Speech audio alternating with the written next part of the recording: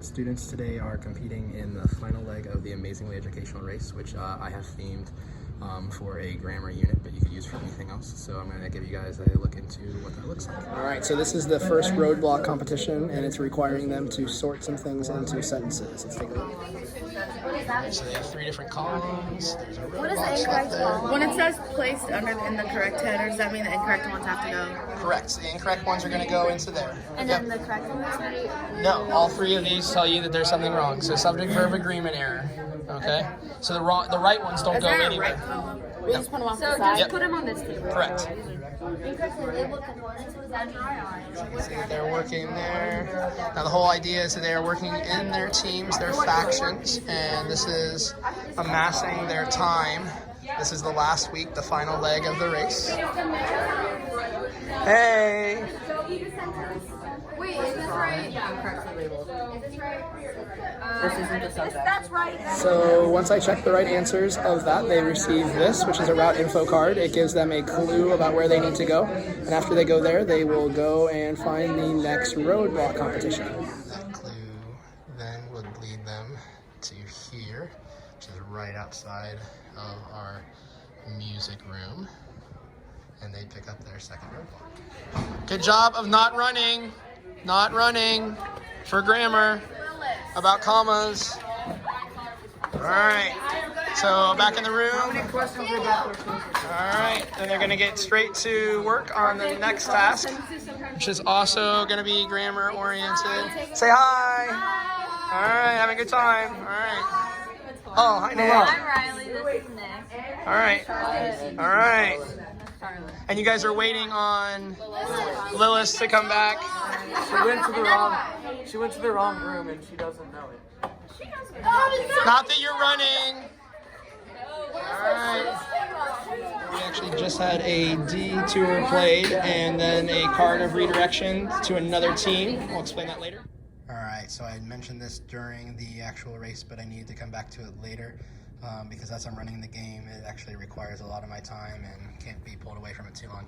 So one team played a detour card. In the case of the detour, they had to play that on a team that was behind them during this leg of the race.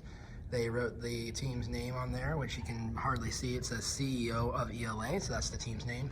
And so that team would have had to come here, perform an extra task, and then go back out. However, that team, CEO of ELA, had this card, which is called Spear of Redirection. So they actually got to choose a different team for receiving that detour. So they chose a different team, couldn't choose the team that targeted them, but they had to choose a different team to have that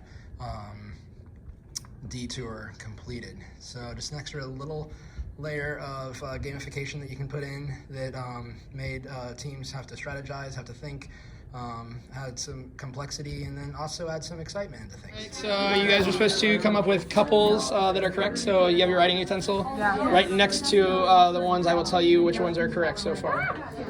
This one is correct. Must that be the only one? This one is correct. The other 4 are incorrect. Are you sure?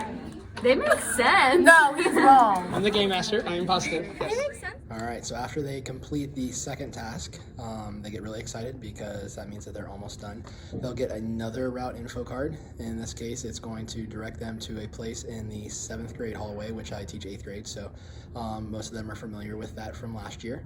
And once they go there, they'll go and pick up the final pit stop slip. So let's take a look at that.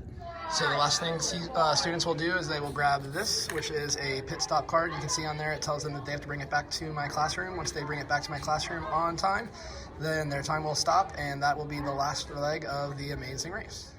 All right, so as soon as students get this slip, they come back to the room, which I just came back into. You can see up on the board, their timer would have been running. I had stopped it after the last one of the day, and that time then gets calculated. And then those times get put into this spreadsheet. It makes it easier so I don't have to calculate things. You can see how it's broken down by week onto there. Now, students didn't know this but until today, but the last leg of the race, I actually count that time as double. I do that so that no teams actually are feeling like they're out of it by the end. And if the teams that are in first place going into it can still hold their own, they can still win. As far as that goes. So you can see that in this case, actually, this total column right here is actually only calculating weeks 1, 2, 3, 4, and then the 5th doubled column. It doesn't actually count this one. It only counts the one that is their 5th time doubled onto there. And then that gives us the final winner, and that goes into this kind of pretty way of displaying things. So in this case, you can see that the faction named Nunya won with 1 hour, 46 minutes, and 45 seconds. So they will be receiving a badge as well as some XP and GP, and be rewarded for their efforts.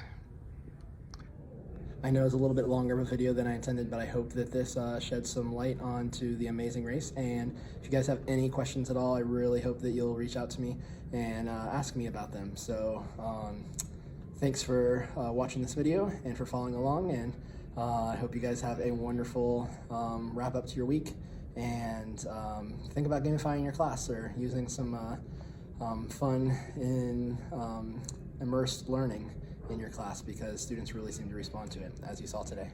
Thanks.